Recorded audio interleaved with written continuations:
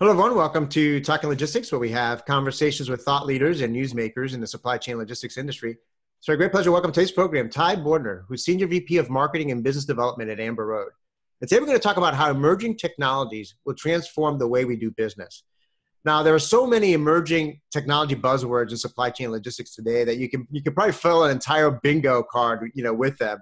So the question becomes, where do you place your chips, right? And which emerging technologies have the greatest potential to deliver the greatest value, not only in the short term, but over the long term as well. And, how do you prioritize investments and how do you get started to, roll some of these things out?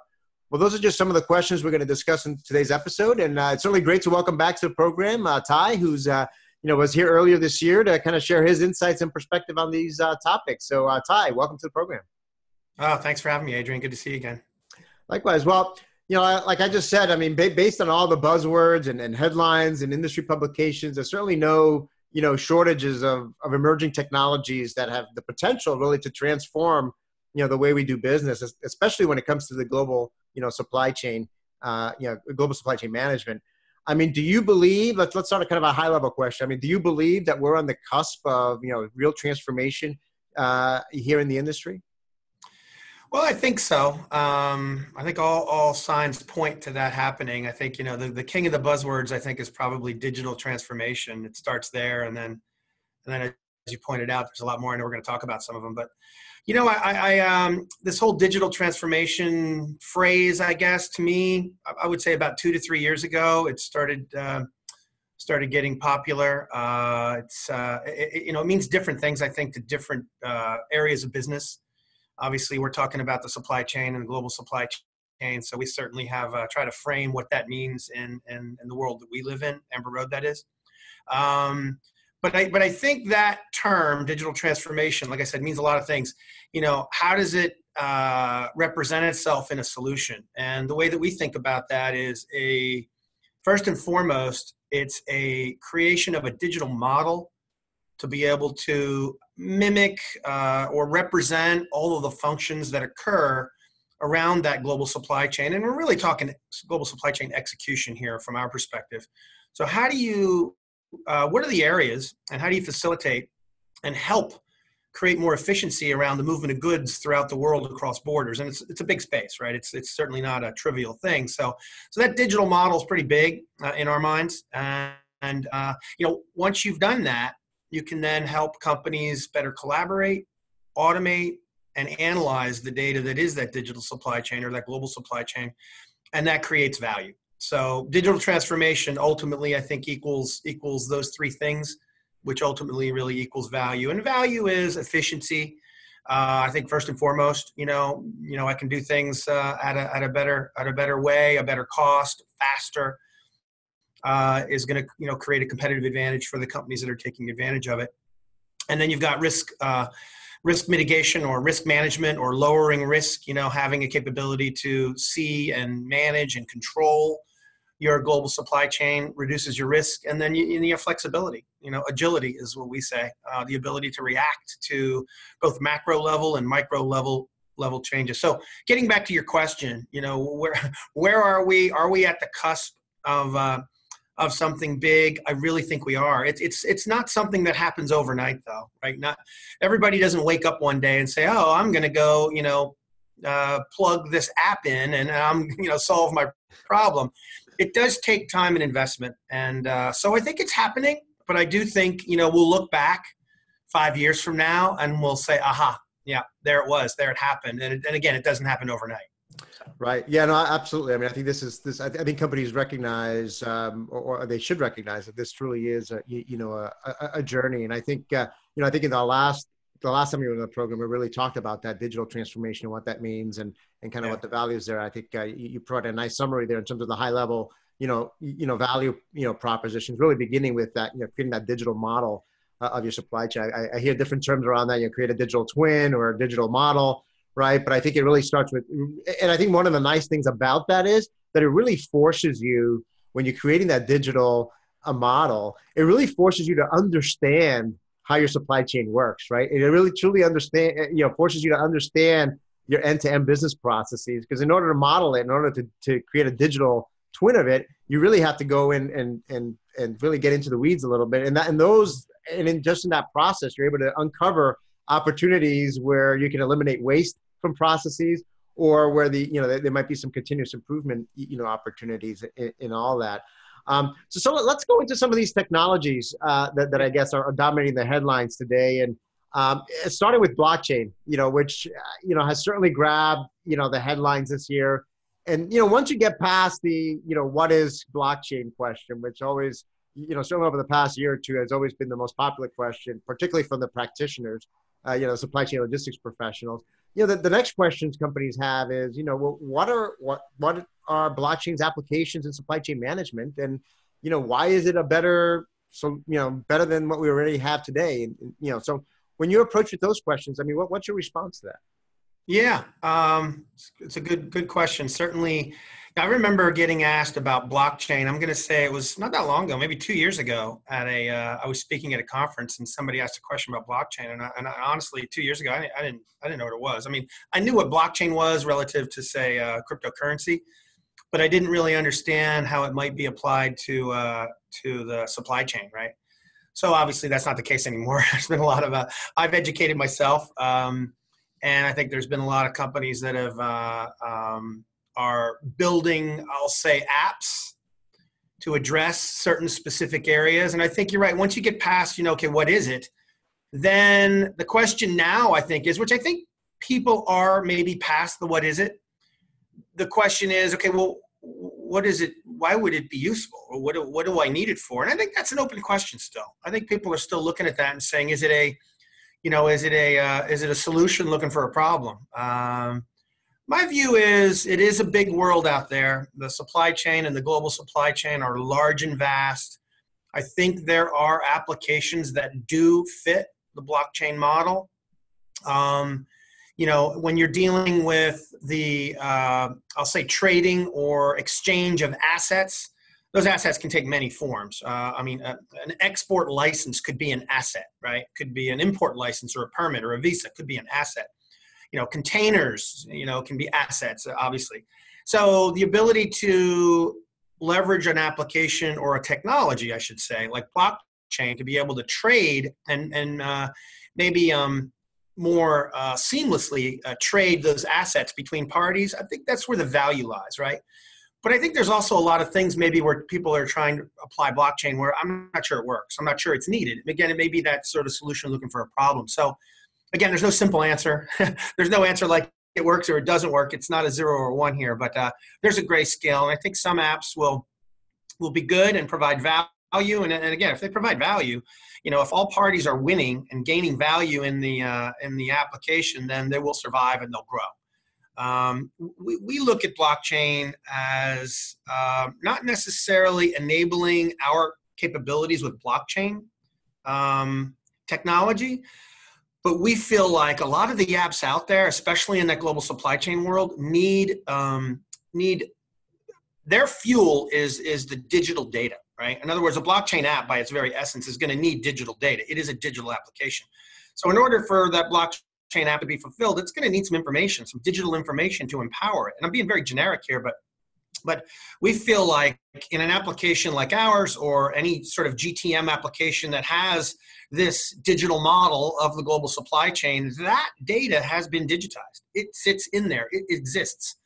And now when a blockchain app comes along that performs a specific function, we feel like we can integrate with that application and we can exchange data and empower it. We don't have to rewrite the world in our world. We've got capabilities that help companies execute the movement of goods across borders. And we've got that digital data, that really robust set of data that is the transactional data, as well as some of the master data that is needed. So, maybe like I said, to summarize it, having the fuel to empower those blockchain apps is where we think we fit in. Yeah, no, I think you raise a great point. And certainly, one of the areas that I see a good blockchain application is in the global trade realm, right? There's a lot of, it's as you know better than anybody else, right? There's a lot of parties involved. There's the exchange of not only data, but documents and there's financial transactions. So there's a lot of, at least on paper, a lot of, things like smart contracts, for example. There's a lot of things that, about global trade management that lend itself well to, the value proposition that blockchain, promises. But at the same time, I think you hit the nail on the head when you talk about, at the end of the day, you really need to have that trust in the data and data quality in that information that's going to get put in that blockchain, because, otherwise you're going to end up with the same problem that you have regardless of what technology platform you have, which is, crappy data, garbage in, garbage out, or crappy data being exchanged between parties, but just doing it via a different platform, right? I'm glad you said that, because I feel like, some of the folks that are out there developing applications are like, oh, it's going to be a blockchain application. Okay, yeah, but you still have to solve this complex problem of normalizing and structuring the data that represents that transaction. Blockchain doesn't solve that, right? Right. Blockchain adds some capabilities, but it does not solve that problem. So you still have to build that from the ground up. Yeah, no, absolutely. Well, that leads me to kind of the next technology, which also is, dependent, if you will, on quality data and really focusing on this fuel that you talked about. And that's, artificial intelligence and machine learning, which, I mean, from my perspective, it's an area that many, venture capitalists and private equity firms are investing in right now. It's just a very hot, space right now. I mean, why, from your perspective, is there so much interest in AI and machine learning? And where are we today in terms of its use in supply chain management, and kind of what's on the horizon? Yeah, it's a really good question. I have my own views on this question, so I'll espouse those views. I've been in this global trade management supply chain world for 24 years, the software side, right? I actually started, I think we talked about this last time, I started as a programmer and, came up through the technology side. I think the terms artificial intelligence and machine learning are getting conflated with regular automation. Right. So I think, and this is what happens, right? Software companies want to use the hottest terms and want to use the buzzwords and want to say, hey, we do that too. And so every software company, I think, is saying they do it, when in reality, I think it's a small subset of what they're doing is actual artificial intelligence or machine learning.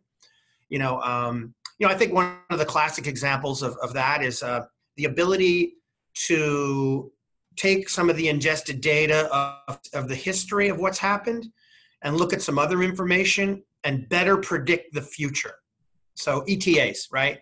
If I can take historical data, or I can take real-time, weather data, and I can combine those, and I can then use that information to look at patterns and look at predictions and better predict when something's going to arrive, I think that's fair. It's machine learning. I don't know if it's artificial intelligence, honestly, but I'll give it machine learning. So that's a sort of one that people talk about, and then that's real, and we're Amber Road is participating in that as well. There's some other things too, but there's most of the things I think people are talking about today, it's just, it doesn't rise to the level of artificial intelligence. It's automation. And by the way, it's not bad. I mean, automation is valuable. Taking what humans have to do and letting a piece of software and a computer do it creates value. It makes its speed. It's presumably less error prone. You got to make sure you don't have any bugs in the software, but you got to make all that happen. That's really valuable. And but anyway, maybe that's just my pet peeve on this artificial intelligence, machine learning. I mean, the value of this, doing things in a artificially intelligent way, I mean, it's great, right? The rewards can be great. I'm just not so sure it's as prevalent as a lot of the folks out there will say that they're saying that it is, but. Yeah. You bring up a good point, and this is something that I've also talked about. I know you're an engineer, so by trade, so I know you maybe near. Yes, I'm an engineer, so I do get a little techie sometimes. Yeah. I was laughing because I've now been an industry analyst now for almost 20 years, and I couldn't believe it's been almost 20 years already. Time does fly when you're having fun. But I do have the engineering background, and I still like to get into the weeds a little bit sometimes. And I think one of the things that's interesting, and I think you just said it yourself, is that I think a lot of people, including myself early on until I started learning more about it, they kind of use the terms artificial intelligence and machine learning interchangeably. But they're really two different things. In fact, machine learning is a subset of artificial intelligence. And I think, we won't go into the weeds there in terms of that. But I think that, the machine learning is something that is happening, today, and you can argue has been happening. It has been evolving over some time in a lot of enterprise applications, and you see it most prevalent today in some of these early predictive capabilities in terms of calculating estimated times of arrival and all that. I think those are all things that these technologies now with machine learning capability are taking some of this historical data, they're taking some of these real-time feeds and learning from what's happened in the past and then be able to translate that into some of these some of these predictions. I think to me, and you can correct me if I'm wrong or if you have a different perspective, when I see machine learning is that it's a very different way of kind of just designing the algorithms, if you will. Mm-hmm. Whereas in the past you might have developed very static rules, business rules, and if this happens, then that, right?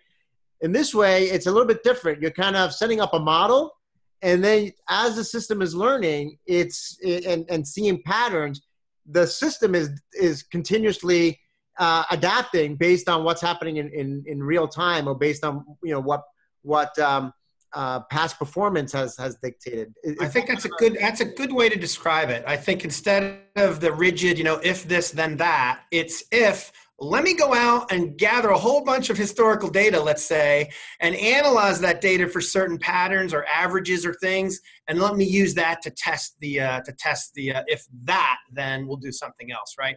And the thing in the middle, the that can change, right? It's going to change over time because that's really what you. I like how you described that. Yeah, I think that's right.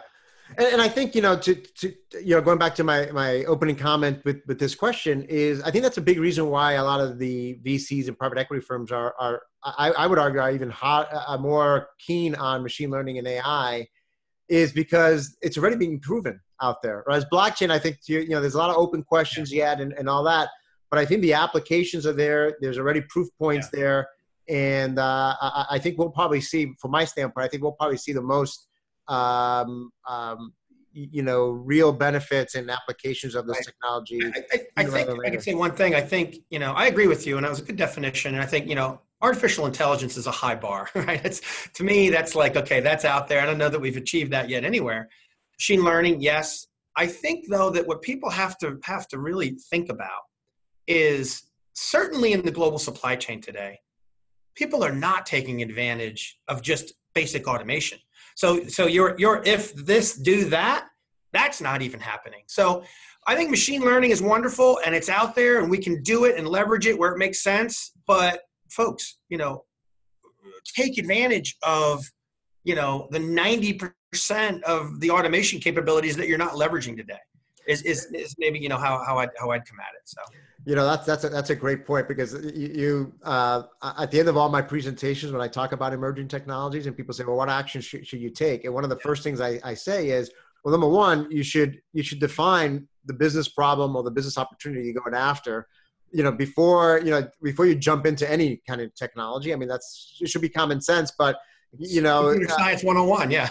Yeah, but you should definitely have, what's the objective? Why are we even looking at this? But number two is, look at your existing technologies, and are you leveraging them to the fullest potential? And I always give the example of Excel as an example. Right. I mean, you and I probably use 10%, 20% max of something like Excel's capabilities or Word's capability. Sure. We use the same old, different functions. Whereas, if you really dive into it, I mean, you can do a lot of different things with some of those basic applications. It's the same thing with enterprise applications. I'm sure if you look at your customers and the capabilities you have versus what they're really using on a day-to-day basis, there's still a lot of room for further adoption and growth there.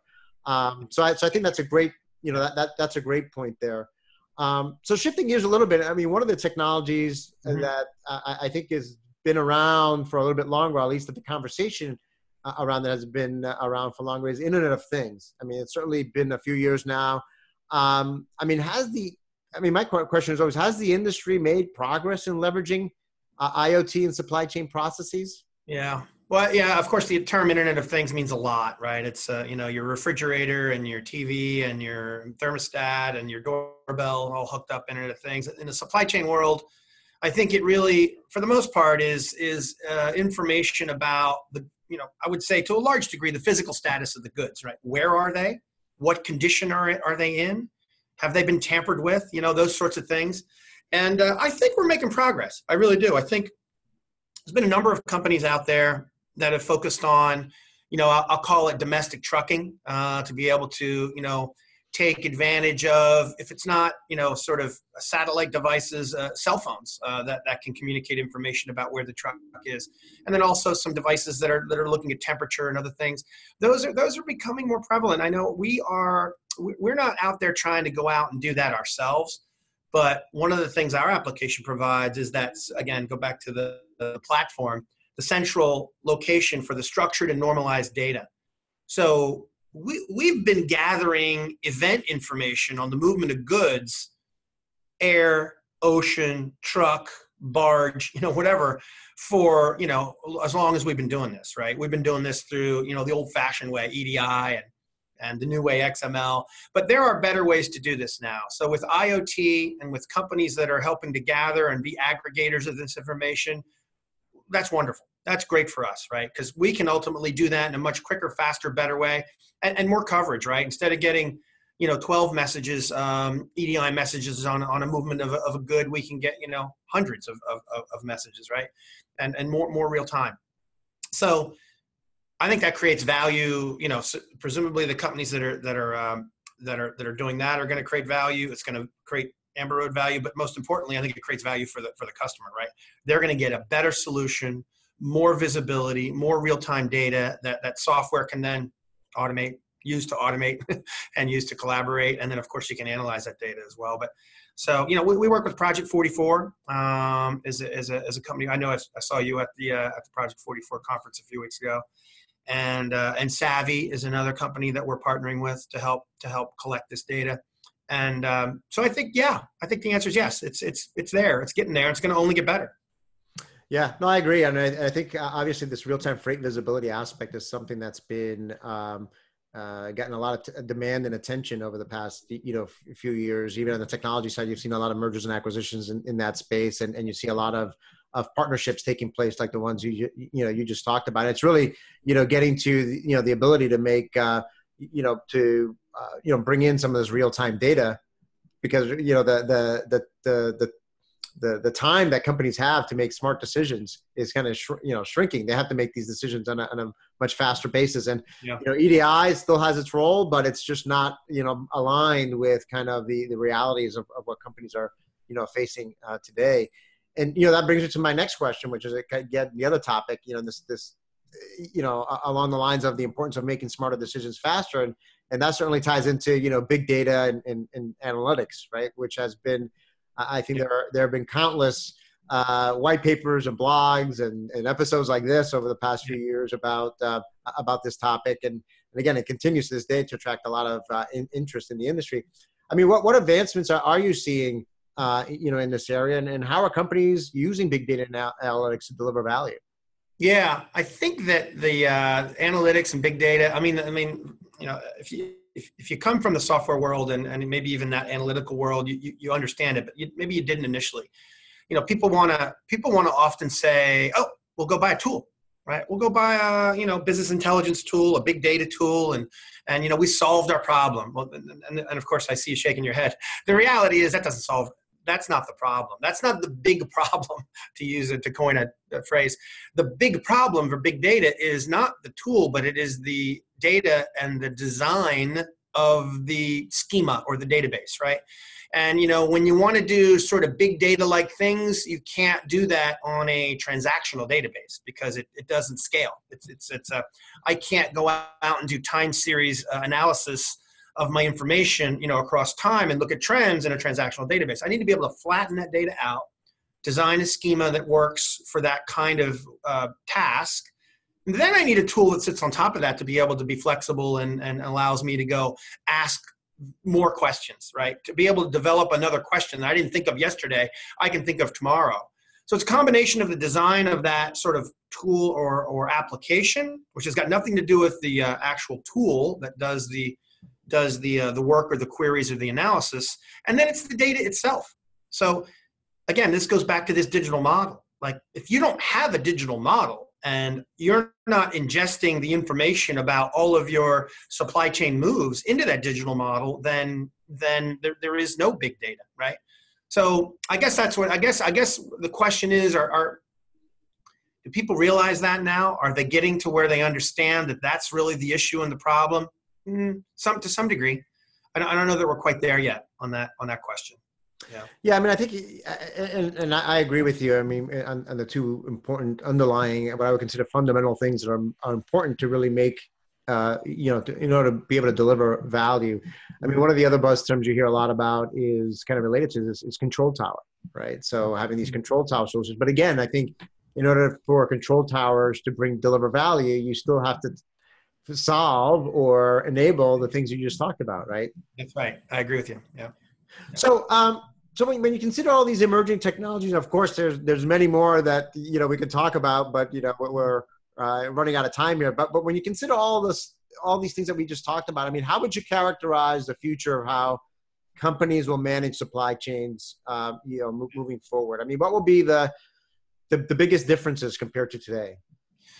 Yeah, I guess maybe good news, bad news story there is, I think good news, there is a ton of opportunity, right? I think the companies today and, everybody that we talk to and even our customers that are maybe beginning on this journey would agree. It's just at the very beginning of digitizing the global supply chain. So bad news is we're at the beginning of the journey, so there's plenty of work out in front of everybody to do this. Again, good news, I think companies like Amber Road, and there's others out there building these capabilities and investing heavily in building the capabilities so that, in the end of the day, our customers and their partners can enjoy the benefits of having a real true digital model, which then, as we said, leads to better collaboration, automation, and analytics, which ultimately creates the efficiency that everybody's hoping to gain. So. Yeah, I mean, I think just to underscore that point and the point about creating a digital model. I mean, I think ultimately, one of the key outcomes of all of this, if companies do it right and as an industry we do it right, is that we'll see less manual inputting of data, right? We'll see less faxes being emailed or Excel spreadsheets being emailed back and forth, right? I think those are some of the key, they sound simple, but I think those are some of the key milestones that you can say, hey, you know what?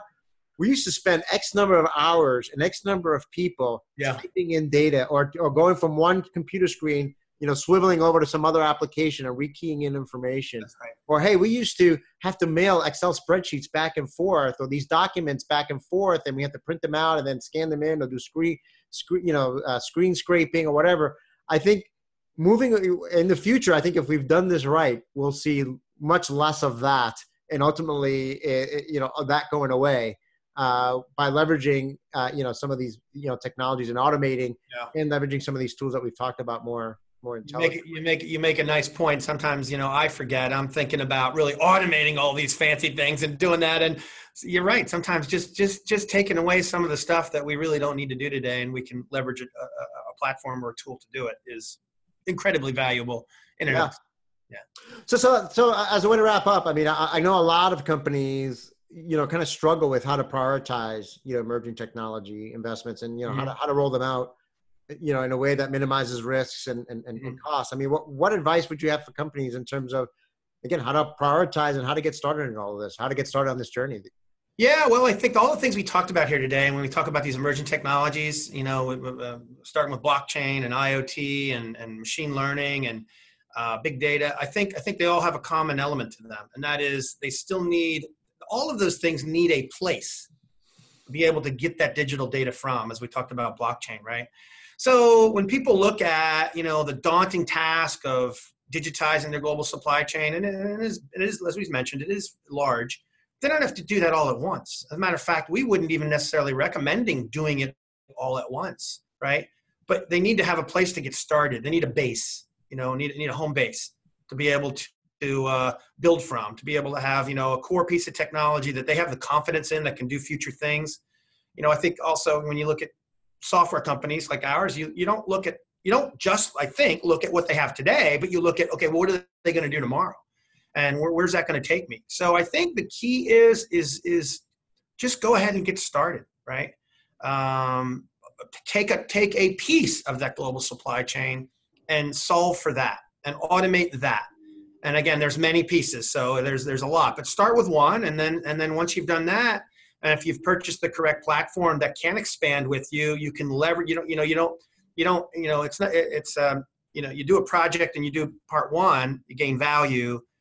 If you do part two later, it doesn't take you as much because you've already got a lot of the things that you need to do anyway in the second phase of the project. So I think there's some economies of scale there from a project standpoint. And I think you really just got to get started. I think that's you got to convince your executives, or if we're speaking to executives now, you just really need to start with a piece of it and build it from there. It's great. I'm glad you said just get started, because I would say that is the most common advice. It sounds simple and kind of pithy maybe, but it is so true, because I think there is so much you can overthink and over plan that next thing you know, a year has gone by, 2 years have gone by, you still haven't done anything. And so the most common advice I hear from not only companies that have gone down this journey already and are making progress along the way, but from technology companies like yourself is you just have to get started. And where do you get started? Well, really focusing on those, small wins, low risk, low cost opportunities that you can identify as a team. And then success builds success. And even if you don't succeed the first time around, you haven't lost that much time, you haven't lost that much money or resources, and ultimately you end up learning from that process. I mean, like anything in life, you end up learning from the things that don't quite go, and then you're able to reapply those learnings into the next phase or the next project. So I think just getting started, I think is a key thing, and then go and seeing where it leads you.